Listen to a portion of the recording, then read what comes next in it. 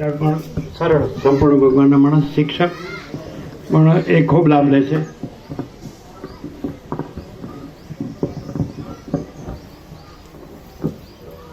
રસપૂર્વક લાભ લે છે. સત્ય માટે એમને આનંદ છે.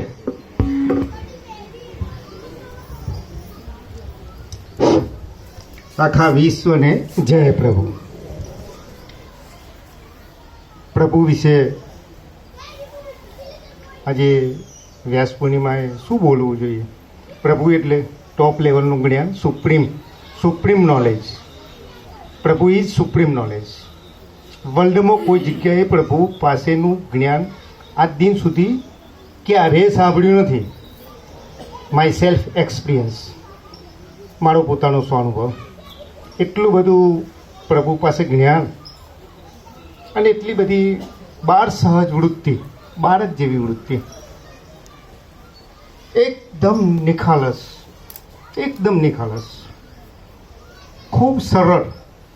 પ્રભુ પાસે જઈએ એટલે શાંતિ અનુભવ, અહીં આવીએ એટલે શાંતિ અનુભવ, એકદમ આનંદ, મંગલ, બસ કાંઈ નહીં. સ્વર્ગમાં હોય એવું લાગે. બસ આનંદ આનંદ આનંદ, અનંત આનંદ, અનંત આનંદ. રિયલાઇઝ થાય. સાહેબે કહ્યું, બધા વક્તાઓએ કહ્યું, બસ એ જ વસ્તુ છે. પ્રભુ એટલે પ્રભુ. શું કહેવું? અનન્વય અલંકારમાં શું કહેવું? પ્રભુ એટલે પ્રભુ, શાંતિ એટલે શાંતિ, પ્રકાશ એટલે પ્રકાશ, મહાચિદાકાશ.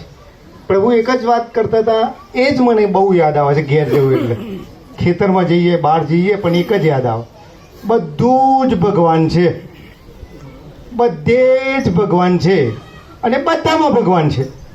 That's all. બધું ભગવાન છે.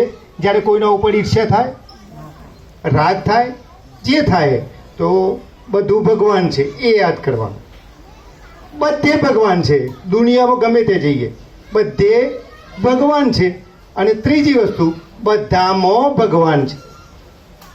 જીવ ભાવે કેટલાક ગુરુ અને શિષ્યનો ભેદ કરતા હોય, પ્રભુએ સમજાવ્યું. ખૂબ નીચેથી લઈ અને ટોપ લેવલની વાત કરી દીધી. પ્રભુ પોતે વ્યક્તિ વિશેષ નથી, વ્યક્તિ વિશેષની વાત નથી. અહીં કોઈ વ્યક્તિ વિશેષ પણ નથી અને કોઈ વ્યક્તિની પ્રશસ્તિ પણ નથી, વખાણ પણ નથી. જો હોય સો હોય, જે એક જ છે, એક વિના બીજું કંઈ છે જ નહીં. પણ લાભ લઈએ તો અખંડ લાભ લેવો જોઈએ.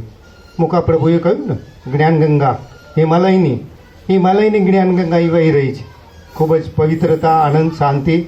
આપ સૌ આજના શુભ દિવસે ખૂબ જ આનંદમાં રહો. અનંત પ્રકાશ, અનંત આનંદ, અનંત શાંતિ રહે એવી પ્રભુ પાસે પ્રાર્થના. આખા વિશ્વને જય પ્રભુ.